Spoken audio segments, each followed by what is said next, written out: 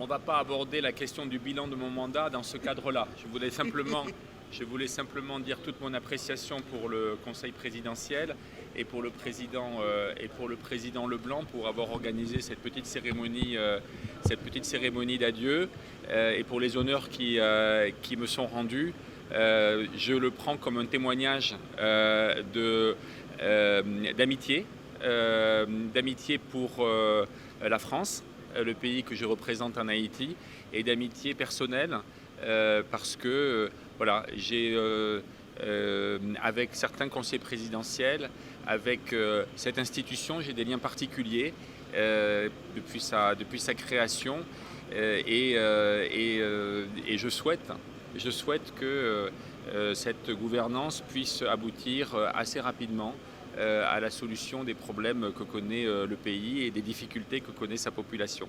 Donc si j'ai contribué à ceci, dans mes modestes capacités, dans mon humble position, eh bien j'en suis ravi et je veux prendre cette cérémonie comme un témoignage de cette amitié et de ce lien qui s'est établi entre l'institution du Conseil présidentiel et puis l'ambassade.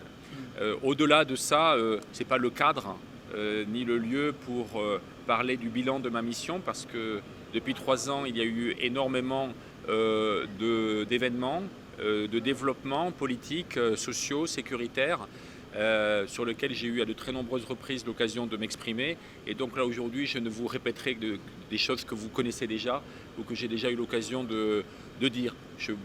C'est pour ça que je me bornerai simplement à remercier encore une fois le président Leblanc et les conseillers présidentiels pour m'avoir réservé cette petite cérémonie, cette petite surprise aussi parce que je m'y attendais pas et donc ça fait toujours plaisir et chaud au cœur. J'appréhende beaucoup de l'équité. Voilà, pour le moment. Mais c'est la vie diplomatique. Il y a un moment où arrive le temps de la séparation. C'est parfois une déchirure. Et c'est quelque chose que chaque diplomate qui s'est impliqué dans la vie du pays, pas seulement sa vie politique, pas seulement la vie des beaux quartiers, mais également la vie civile, la société civile, la province, le monde rural, les organisations des droits de l'homme, les organisations féministes. Ce matin, j'étais au Montana avec Novia Augustin pour la féliciter pour son travail. Mais c'est un innombrable exemple de liens que nous tissons, que l'ambassade de France tisse avec toute une société.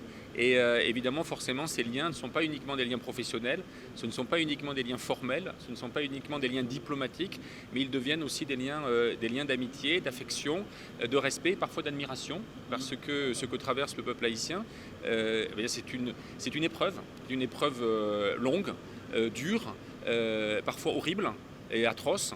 Et ce que nous essayons de faire, ce que nous avons essayé de faire à l'ambassade, et ce que j'ai essayé de faire à titre personnel, c'est de faire en sorte que cette épreuve se termine le plus rapidement possible. C'est l'objectif de tout diplomate, de vouloir renforcer les liens entre le pays qu'il représente et le pays dans lequel il est accrédité. Sinon, à quoi bon ?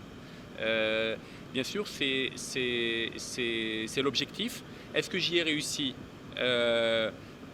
Un bilan est un bilan et il y a du positif et du négatif, il y a de l'actif et du passif, il y a des choses que j'ai ratées, il y a des choses sur lesquelles je me suis trompé et c'est normal. C'est normal parce que nous sommes tous faillibles et nous avons tous des déficits d'information ou parfois des erreurs de jugement. Mais globalement, la preuve en est cette petite cérémonie. Je crois que j'ai essayé de parler à tous les Haïtiens et à toutes les Haïtiennes qui étaient intéressés à obtenir de ce pays un avenir meilleur.